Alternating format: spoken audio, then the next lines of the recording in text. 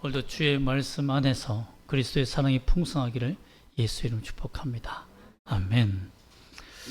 한 노부부가, 일본에 있는 노부부가 카페에 들어가서 주문을 했음에도 불구하고 앉아 있었을 때 아내가 갑자기 여보 우리 주문해야지 라고 말합니다. 결혼 생활을 44년 차가 된 노부부가 앉아서 카페에서 주문하고 들어왔는데 갑자기 아내가 우리 주문해야지 라고 하는 거예요.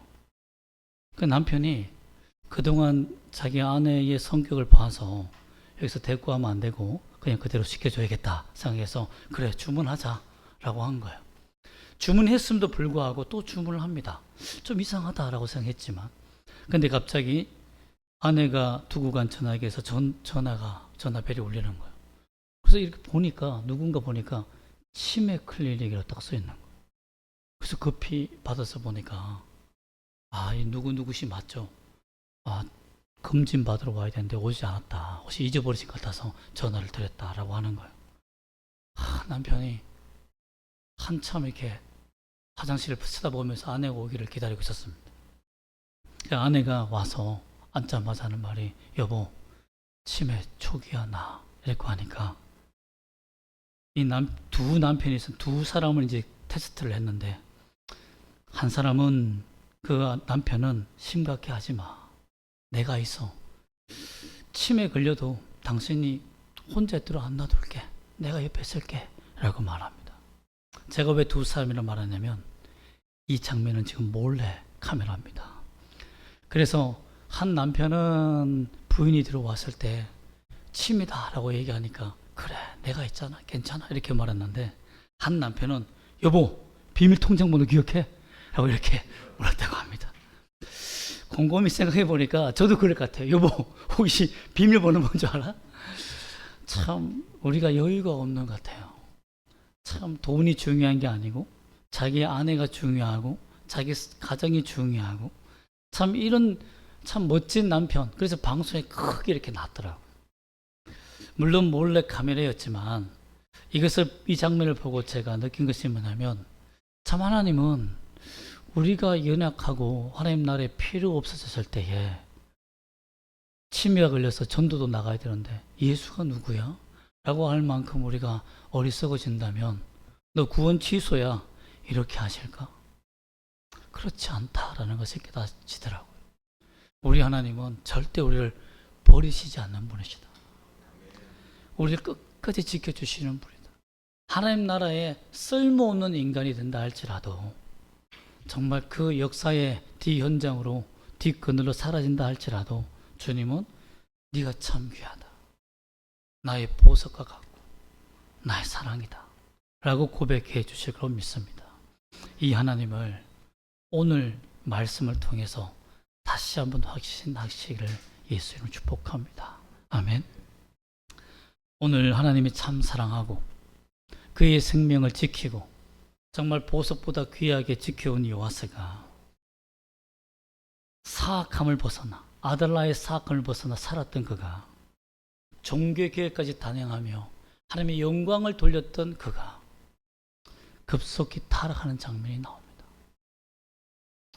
하나님을 참 사랑하고 하나님을 위해서 살았던 그 왕이 어떻게 해서 갑자기 급속히 타락하는 일이 있었을까요?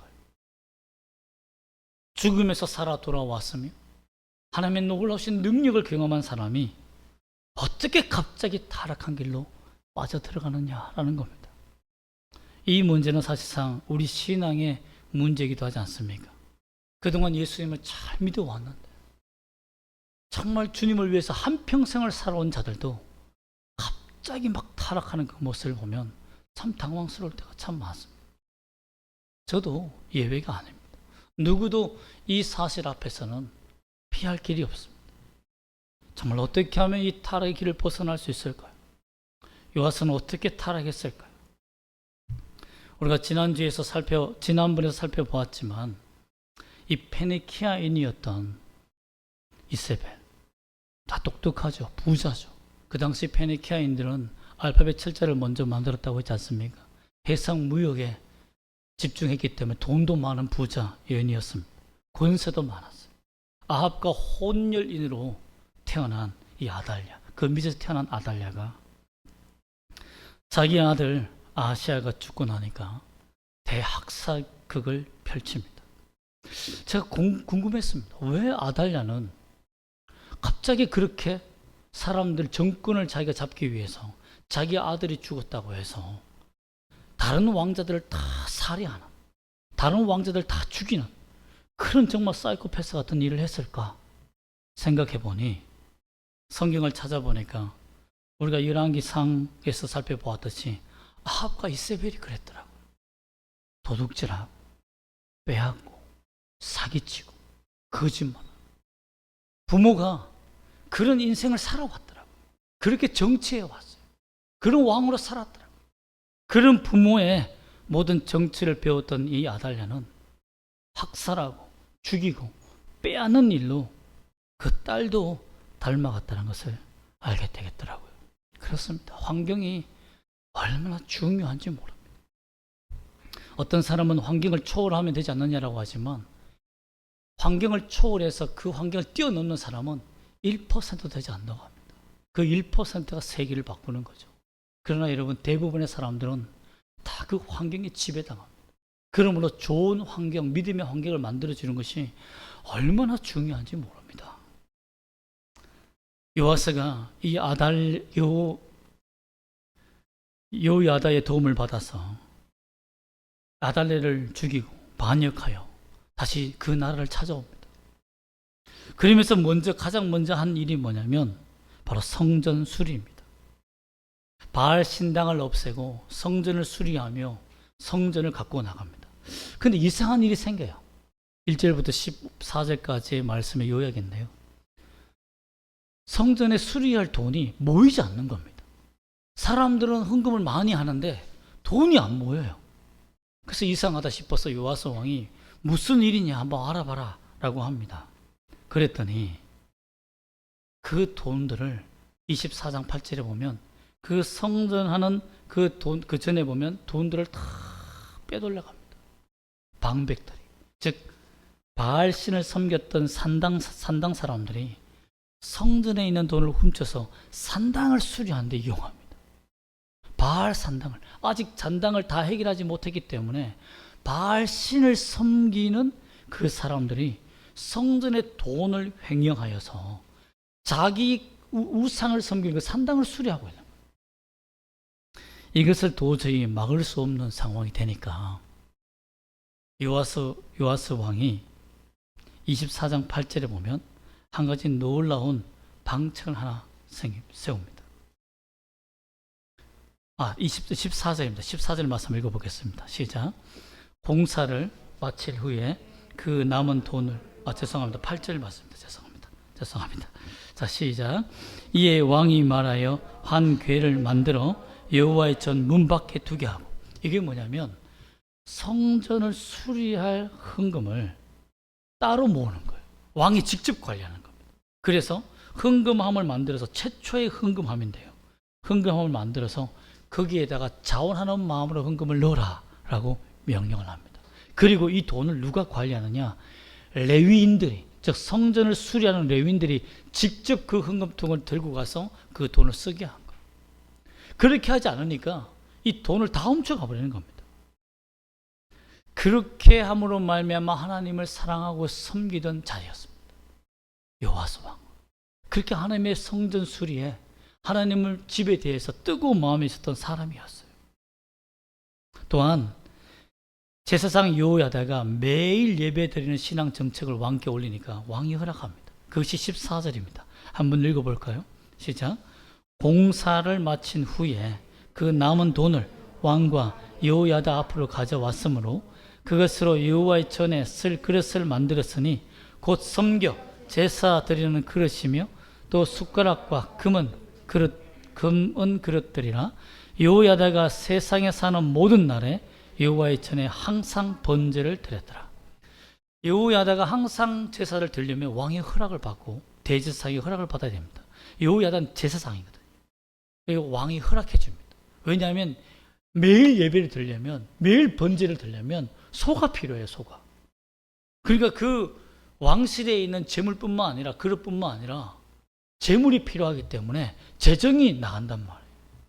그 성전 수리도 물론 다 끝났지만 여러 가지 공사와 여러 가지 돈이 있지만 그냥 항상 예배를 드리려면 그 비용이 지출되어야 되기 때문에 왕에게 의뢰했는데 왕이 허락해 줍니다. 하라. 이만큼 하나님 앞에 매일 예배 드리는 것을 기뻐했어요. 여러분 매일 예배 드릴 수 있습니까? 그거 힘든 일입니다. 구약 시대처럼 만약에 예배 드리려고 한다면 정말 제사장 그 학대당하는 일이에요. 일 못합니다. 매일 소 잡고 매일 양 잡고 여러분 어떻게 그렇게 예배를 드립니까? 그만큼 힘든 일이에요. 그럼에도 불구하고 여호야다가 요아스 왕의 그 나라의 부강을 위해서 영적인 성장을 위해서 자기가 희생하여 소도 잡고 양도 잡고 번제를 드리겠다 한 것입니다. 이렇게 하나님의 나라를 위해서 최선을 다했던 그 나라, 영광을 돌렸던 그 나라가 어떻게 하나님을 버릴 수밖에 없는 입장까지 가게 되었느냐라는 겁니다. 이게 참 안타까운 일인데요. 누가 죽습니까? 여호야다가 죽습니다. 오늘 15절 말씀 보면 여호야다 제사장이 130세에 죽습니다. 오랫동안 살면서 영적으로 온실처럼 이 나라를 보호해 왔는데 그 보호막이 싹 사라져버려요. 여호야다가 실제적인 권세를 가지고 있었지만 왕과 친밀하고 정말 지근하여서 이 예배까지 할 수 있을 만큼 그런 권한을 가지고 있었지만 그가 죽음으로 끝나니까 이 바알 산당을 섬기며 돈을 벌었던 이 유다 방백들이 드디어 들고 일어서게 된 겁니다. 그 추종자들이 왕께 나옵니다. 그리고 왕이 나와서 그에게 절하며 그에게 모든 것을 제안합니다. 절했다는 말이 뭐냐면 왕에게 절한다, 방백들이 절했다는 말씀이 있는데 절했다는 말이 뭐냐면 그냥 절만 한 게 아니라 자기들이 지금까지 바알 산당에서 벌고 있는 모든 수익금을 다 드리겠다는 겁니다. 어마어마합니다. 어마어마. 또한 제가 요아스 왕이라도 그랬을 거예요. 이 방백들과 싸운다는 거. 이 몰래 이상한 짓 하며 실제적인 백성들을 괴롭히며 권세를 가지고 있는 이 방백들, 유다 방백들과 싸운다는 것이 어린 왕으로서 너무 두려운 일 아니겠습니까? 정치에 빠삭한 거예요. 온갖 수단과 방법을 다 쓰는 사람과 하나님 앞에 정직하게 살아온 사람이 싸워서 누가 이기겠습니까? 못 이기는 겁니다. 그러니 여기에서 흔들렸던 것 같습니다. 또한 18절 말씀 다시 한번 읽어볼까요? 18절 말씀 시작. 그의 조상들의 하나님 여호와의 전을 버리고 아스라 목상과 우상을 섬겼으므로 그 죄로 말미암아 진노가 유다와 예루살렘에 임하니라. 그렇습니다. 결국 그 돈과 권세에 굴복하여서 그 사람들에게 굴복하여 하나님까지 버리는 여호와의 전을 버리는 일까지 가게 되었다는 것입니다. 어떻게 보면 요아스 왕은 이렇게 생각했을 거예요. 하나님도 내가 지금 성전도 다 수리해 놓았고 매일 예배도 드리니까 이 정도 바알 신상에 대해서 허락해 줘서 정치적으로 분쟁이 있거나 다툼이 있는 것은 그냥 묻어둬도 되지 않겠는가. 괜히 나라가 어지럽혀지는 것보다 내가 하나님 앞에 예배를 더 드리고 하나님께 더 헌신하면 되지. 내가 그들과 싸워서 손해보느니 차라리 이게 낫겠다라고 생각했을지도 모릅니다. 또한 어마어마한 돈이 유입되기 시작합니다. 바알 산당에 드리는 예물이 엄청나기 때문에 그 돈이 어디로 흘러갑니까? 성전 수리하는 데도 흘러갑니다. 즉 더러운 돈이 하나님의 성전으로 흘러가는 것을 요아스 왕이 열어준 겁니다. 그러나 몰랐어요. 그렇게 해도 되겠지라고 생각했던 모양입니다. 예수님께서도 말씀하셨지만 하나님은 불의한 제물로 하나님을 섬기지 말라라고 되어 있습니다. 불의한 제물. 여러분 그만큼 하나님은 거룩하신 분입니다. 그런데 이 마음을 잊어버린 거예요. 왜? 자기의 권력을 유지해야 되고 또 돈도 너무나 많이 들어오기 때문에. 세상과 타협해버린 요아스 왕이 완전히 타락한 길에서 벗어나지 못하게 된 이유는 또 있습니다. 이렇게 벗어나지 못하는 요아스 왕을 위해서 하나님이 돌이키기 위해서 하신 일도 있습니다. 그 일이 뭐냐면 19절에 나타나는 말씀입니다. 한번 읽어볼까요? 시작. 그러나 여호와께서 그들에게 선지자를 보내사 다시 여호와께로 돌아오게 하려 하심에 선지자들이 그들에게 경고하였으나 듣지 아니하니라. 하나님이 가슴이 터집니다. 지금까지 하나님을 잘 섬겼던 요아스 왕을 그 갑자기 타락하고 권세에 눌리며 그 돈에 탐닉하여 무너지니까 하나님께서 가슴이 너무 아파서 돌이키기 위해서 선지자를 보냅니다. 선지자를 돌아오라. 그러나 요아스는 듣지 않았습니다. 참 하나님께서 요아스를 사랑하시기 때문에 주신 이 은혜의 기회를 요아스 왕은 놓치고 맙니다. 여기서 보면 하나님께서 참 어떻게 내가 너를 귀하게 여기고 건지며 죽음에서 살렸는데 너가 어떻게 이렇게 타락할 수 있니? 제발 돌아와라는 하나님의 간절한 호소가 보입니다. 그래도 듣지 않으니까 그의 양심을 뒤흔드는 사람을 보냅니다. 그게 누굽니까? 바로 20절에 나타난 말씀의 주인공 스가랴입니다. 읽어볼까요? 시작. 이에 하나님의 영이 제사장 여호야다의 아들 스가랴를 감동시키매 그가 백성 앞에 높이 서서 그들에게 이르되 하나님이 이같이 말씀하시기를 너희가 어찌하여 여호와의 명령을 거역하여 스스로 형통하지 못하게 하느냐 하셨나니 너희가 여호와를 버렸으므로 여호와께서도 너희를 버리셨느니라 하나. 참 영적 리더였고 정말 130세까지 살면서 이스라엘을 지켜주고 영적으로 보호해준 자기 생명을 살려준 자가 아닙니까? 여호세바와 여호야다가 자기를 생명 걸고 살려준 7년 동안 숨겨준 사람도 아닙니까? 그 집 아들이 그 아버지의 아들이 찾아와서 네가 하나님을 버렸으니까 하나님도 너를 버릴 수도 있다. 그러니 회개하라고 하니까 흔들리지 않겠습니까? 그래서 정말 스가랴에게는 목숨 거는 일을 주신 거예요. 정말 가만히 있는 사람을 하나님께서 은혜를 주어서 회개할 수 있도록 선지자로 사용해서 보내십니다. 참 하나님은 우리가 범죄의 하나님을 떠났을 때 강력한 하나님의 말씀을 전하는 사람을 우리에게 보내주신 줄 믿습니다. 여러분 그 사람을 만나는 것이 복이에요. 또 성경을 읽다가 내 죄를 깨달을 수 있는 말씀을 발견하는 것이 은혜입니다. 아 그렇구나, 이런 말씀이 있었구나, 이런 말씀 때문에 내가 사는구나 라고 내 마음이 감동되어지는 것이 은혜다라는 것입니다. 그런데 이때 잠깐 흔들립니다. 잠깐 흔들렸다는 것을 어떻게 알 수 있냐면 선지자가 왔을 때에는 방백들이 움직이지 않습니다. 그런데 이상하게도 이 스가랴의 말에는 누가 움직이냐면 방백들이 움직입니다. 21절 말씀 한번 읽어볼까요? 21절 시작. 무리가 함께 꾀하고 왕의 명령을 따라 그를 여호와의 전달 안에서 돌로 쳐 죽였더라. 선지자가 얘기했을 때는 왕이 움직이지 않았어요. 흔들리지 않았습니다.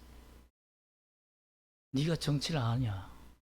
지금 나라가 지금 엉망진창이 되고 여호야다도 없다. 실세가 아니다. 나는 그들을 이길 수 있는 힘이 없다. 오히려 이 돈으로 하나님을 잘 섬기면 되지. 선지자 누가 뭘 아느냐? 나를 좀 이해해줘 라는 마음밖에 없었던 것 같아요. 그런데 스가랴가 얘기했을 때는 그 마음이 흔들립니다. 요아스 왕이 마음이 흔들려요. 요아스 왕이 마음이 흔들리면 어떻게 됩니까? 방백들은 다 죽습니다. 바알 산당을 섬겼던 사람들은 다 죽는 거예요. 다 쫓겨나는 거죠. 그 권력에서 다 물러나는 겁니다. 지금까지 돈과 정치의 기반을 가졌던 모든 터전이 이 스가랴 선지자의 회개하는 그 말 때문에 왕이 회개하면 방백들은 그 직업 다 잃어버립니다. 다 쫓겨나는 거예요. 자칫 잘못하면 전쟁이 날 수도 있습니다. 왕이 목숨 걸고 덤빌 수도 있죠. 그러니 폐하 그런 거짓 선지자입니다 라고 무리가 꾀하기 시작한 겁니다. 왕의 업적과 여호와를 위해 한 모든 의도를 당신이 여호와를 위해 성전을 수리하고 예배를 매일 드리고 하나님 앞에 이렇게 간절히 예배하는 당신의 이 믿음의 의도를 왜곡시킵니다. 어찌 그 마음을 하나님은 모르겠습니까? 저 거짓 선자의 말을 듣지 마소서. 오히려 하나님과 당신 사이를 이간질하고 하나님이 당신 마음을 모르는 불평하는 자로 당신을 만들기 때문에 불평의 죄를 짓게 하니 듣지 마소서. 차라리 준음하시는 왕의 위엄으로 돌로 쳐 죽이소서 하고 꾀인 겁니다. 여러분, 요아스가 흔들렸어요. 흔들렸을 때 그가 회개하고 하나님 앞에 나갔어야 되는데 그 방백들이 그 흔들리는 마음을 다시 잡아줍니다. 죄악의 마음을 가질 수 있도록 붙잡아주는 거예요. 여러분, 여기서 보면 두 가지 온실이 나옵니다. 하나는 요야다의 거룩한 영적 온실이었고 하나는 이 방백들의 죄악의 온실이, 이 환경이 나타나요. 거룩한 환경이 사라졌을 때 이 죄악의 환경이 막 밀려왔을 때 이기지 못하는 자가 어떻게 무너지는지, 그리고 우리가 회개하여 하나님께 돌이키려고 하면 사탄이 가만두지 않는다는 것을 우리가 알 수 있습니다. 가만두지 않아요. 죄악의 길에서 돌이켜 하나님의 길로 돌아가는 것을 절대 용납하지 않습니다. 여러분, 바보가 아니에요. 결국 요아스는 돌로 쳐 죽이라고 명령합니다. 여러분, 이 죄는 어떤 죄입니까? 자신을 생명으로 도와준 그 아비와 요야다와 요세바와 또 생명을 다해 지근하며 나라를 살릴 수 있는 비법을 알려준, 하나님 앞에 겸손히 엎드려 회개하라는 살 수 있는 길을 제공해준 진리의 그 목소리를 죽인 것입니다. 그 은혜를 잊어버린 거죠. 또는 하나님이 그를 도와서 인생의 왕으로 삼아주시며 그를 지켜주신 하나님의 은혜를 배반한 죄입니다. 여러분, 그러므로 우리가 죄악에 넘어질 때 하나님을 꼭 기억하시기를 바랍니다. 주의 말씀을 꼭 기억해내시길 바랍니다. 요한계시록에서도 너희가 어디에서 떨어졌는지 기억하라. 어디에서 떨어졌는지 기억하라. 내 믿음이 어디서부터 추락하기 시작했는지, 어디서부터 믿음이 변곡점이 생겼는지 기억해내라. 그곳을 발견해내라. 여러분, 그렇습니다. 오늘날 만에 우리의 믿음이 흔들리고 있다면 또는 살짝 변곡점이 생겼다면 그곳을 여러분 진단하시길 바랍니다. 너무너무 중요해요. 제가 발목 인대가 한 40% 끊어졌는데요. 지금은 거의 내일이면 또 병원 가서 진단할 수 있는데 많이 치료됐습니다. 이제는 아프지도 않고 다리가 멀쩡한데요. 의사 선생님이 성질 내면서 저한테 막 버럭 화를 내면서 그 의사 선생님은 화를 많이 내시더라고요. 가르쳐 주시는 말씀이 이렇게 끊어질 때까지 몰랐습니까? 하면서 이렇게 하시더라고요. 아팠을 텐데요? 이러면서 이렇게 아팠습니다. 이렇게 했는데 조금씩 아팠을 때에 참 다리를 쉬고 또 그리고 그 부분에 진찰을 받고 병원에 와야 되는데 환자는 아파 죽을 때에 온다라고 이렇게 하더라고요. 죽을 때에 내가 온다고 막 이렇게 말씀하시던데 그렇습니다. 우리가 하나님 앞에 돌아가는 그 길은 조금 아플 때, 내 마음이 조금 흔들릴 때, 하나님에 대한 이 정도는 내가 죄를 간과해도 되지 않겠나는 생각이 들 때, 그 감정을 가질 때 돌아서는 것이 참 중요해요. 여러분, 죄가 생각나면, 죄의 장면들이 생각나면 거기에 대한 쾌락과 감정, 여러분 생각해 보세요. 어떤 사람이 여러분에게 만약에 돈 1억을 덜커덕 던져놓고 가버렸다고 해보십시오. 이걸 경찰에 갖다 줘야 되나 아니면 내가 써야 되나? 이걸로 내가 집을 산다면, 차를 산다면 벌써 우리가 웃잖아요. 이런 감정들이 싹 밀려옵니다. 이 감정과 싸운다는 것이 얼마나 힘든지는 모릅니다. 그런데 마귀는, 사탄은 그 인간의 마음을 아주 간교하게 파고 들어갑니다. 요아스가 흔들렸을 때에 흔들렸다는 것을 간파하고 모든 무리가 꾀를 내어 지략을 모아서 왕의 마음을 돌려놓자, 하나님을 떠나도록 만들자 라고 한 것입니다. 이 일에 마지막 기회까지 잊어버린 그에게 마지막 요아스 왕을 향하여서 하나님께서 스가랴의 입을 빌려 하나님이 어떤 분인지를 선포하고 죽게 만듭니다. 22절 말씀 한번 읽어볼까요? 22절 시작. 요아스 왕이 이와 같이 스가랴 아버지 여호야다가 베푼 은혜를 기억하지 아니하고 그의 아들을 죽이니 그가 죽을 때 이르되 여호와는 감찰하시고 신원하여 주옵소서 하니라. 즉 하나님은 보고 계시고 하나님은 늘 우리 앞에 계시고 늘 코람되어 하나님이신 그 하나님이 우리를 보고 계시며 우리의 소원을 들어주시는 분이라는 것을 선포했다라는 것입니다. 여러분, 하나님은 우리를 지금도 보고 계신 줄 믿습니다. 감찰하고 계십니다. 우리의 모든 마음에 그 그림자에 숨겨놓은 모든 것까지 다 보시는 분이라는 것을 우리가 알아야 됩니다. 결국 이렇게 하나님을 떠난 그에게 하나님은 그를 버리는 심판이 시작됩니다. 23절에 보면 누가 올라옵니까? 아람 군대가 올라옵니다. 소수의 그동안 계속 북이스라엘에 지고 남유다에 졌던 이 아람이 소수의 군대를 가지고도 올라옵니다. 그런데 어떻게 됩니까? 그 소수의 군대를 통해서도 대군대인 남유다를 하나님께서 넘겨버리시는, 전쟁에서 지게 만드는 역사를 주십니다. 즉 이로 말미암아 모든 방백들이 다 죽습니다. 요아스가 해결하고 죽여야 할 그 바알 산당을 섬겼던 그 바알과 함께 결탁했던 그 방백들, 정치인들을 요아스가 손을 대고 죽였어야 되는데 그가 죽이지 않으니까 전쟁을 일으켜서 적군을 통해서 하나님이 직접 처결하셨다는 것입니다. 어찌 보면 한 사람의 기도에 응답하신 겁니다. 순교자인 스게라의 기도에 응답하신 겁니다. 하나님, 이 나라가 망했습니다. 이 나라가 영적으로 부패하고 타락했습니다. 하나님, 이 나라를 감찰해 주시고 이 나라의 죄를 용서하시고 이 나라를 심판하소서. 그래서 이 나라가 하나님의 나라가 되게 해달라고 기도하고 죽은 겁니다. 그 기도에 하나님이 응답하신 거, 신원하신 거, 그 신원해 주신 것입니다. 여러분, 의인의 기도에 하나님은 귀를 기울이신다는 것을 믿으십니까? 믿어야 합니다. 나의 기도에 응답하신다는 것을 믿으십니까? 믿어야 합니다.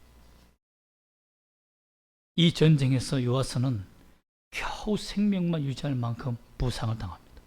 25절 한번 읽어볼까요? 상반절만 읽어보겠습니다. 시작. 요아스가 크게 부상하며 적군이 그를 버리고 간 후에, 예, 됐습니다. 열왕기하 12장 18절에 보면 그를 왜 버리고 간 이유가 나옵니다. 열왕기하 12장 18절에서는 여호와의 성전의 창고와 왕궁에 있던 모든 금을 챙겨 아람 왕 하살에게 보냈다라고 되어 있습니다. 살기 위해서, 전쟁에 지니까 살기 위해서 자기가 지금까지 뇌물로 받았던 모든 돈, 그 바알 산당으로 받았던 그 모든 정치 자금 다 토해내서 적군에게 다 주고 다 빼앗아갔습니다. 그가 죄악으로 말미암아 벌었던 돈을 하나님이 싹싹 긁어가 버렸습니다. 자기 생명은 건졌습니다. 정말 건졌을까요? 25절 하반절 그의 신하들부터 읽어볼까요? 시작. 그의 신하들이 제사장 여호야다의 아들들의 피로 말미암아 반역하여 그를 그의 침상에서 쳐 죽인지라. 다윗성에 장사하였으나 왕들의 묘시는 장사하지 아니하였더라.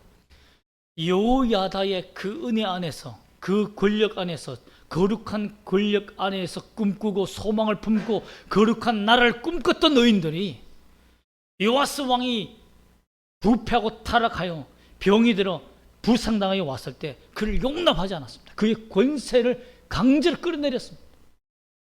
그것을 하나님이 허락하셨습니다. 여러분, 그렇습니다. 모든 권세는 하나님으로부터 나옵니다. 하나님부터 나옵니다. 그러나 참 안타까운 것은 뭐냐면 말세가 될수록, 예수님이 오실수록 여러분, 교회를 위한 정치는 끝이 납니다. 교회를 위하고 하나님을 위한 정치인들은 사라집니다. 이제는 사탄을 위해서, 악을 위해서 살아가는 세상이 옵니다.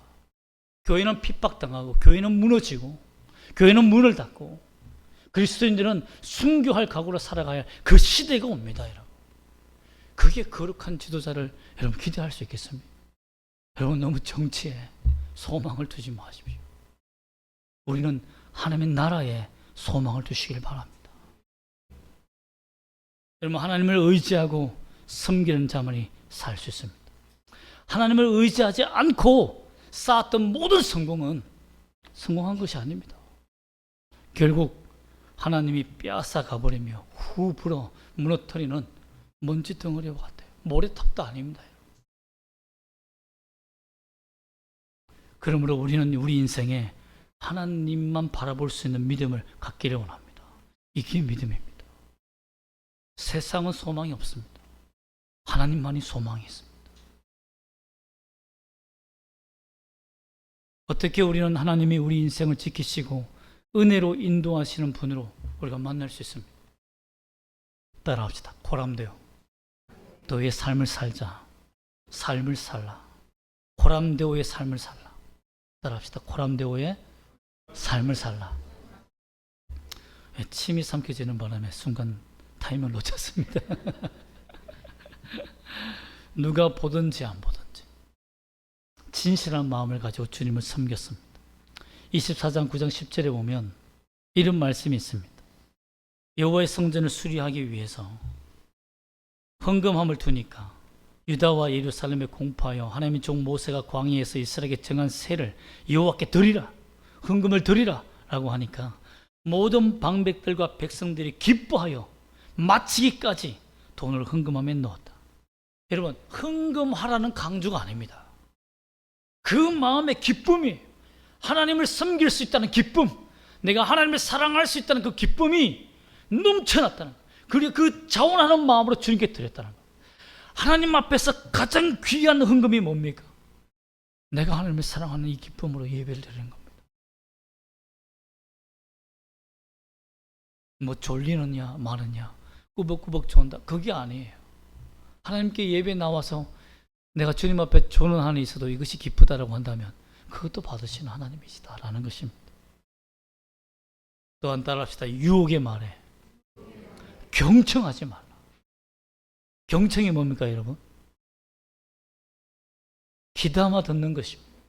맞습니다. 그 사람의 행동까지도 다 보는 걸 경청이랍니다. 말뿐만 아니라 그 사람의 몸짓 언어까지 다 보는 것이 경청입니다. 왜 유혹의 말에 경청합니까, 여러분? 유혹의 말은 그냥 한 귀로 듣고 한 귀로 흘려야 되는 말입니다. 그 말에 집중하고 묵상하지 마십시오. 우리는 그 유혹의 말에 되새김질을 해요. 그 감정을 계속 반복해서 느낍니다. 빠져나와야 됩니다. 넘어가야 돼요.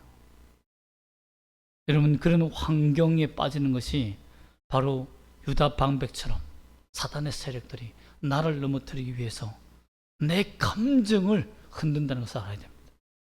그러므로 불평, 불만, 오해, 의심, 이런 감정들이 막 나를 애워서 환경을 만들거든.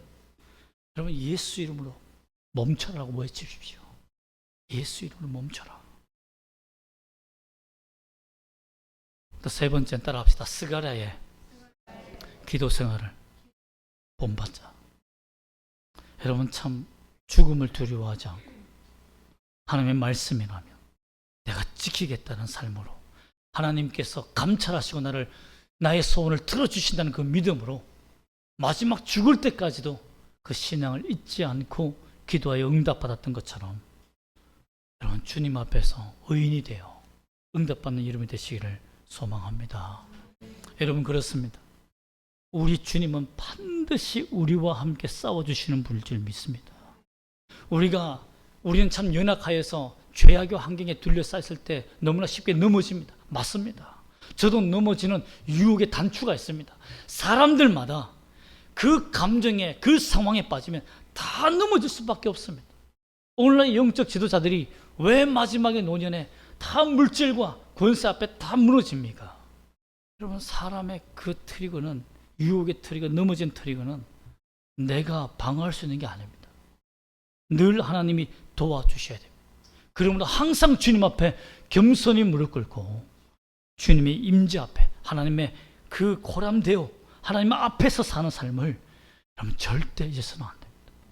오늘도 저 문을 열고 나가시며 하나님이 내 앞에 계신다는 믿음을 가지고 사시기를 주 예수 이름으로 부탁드립니다. 아멘. 기도하겠습니다.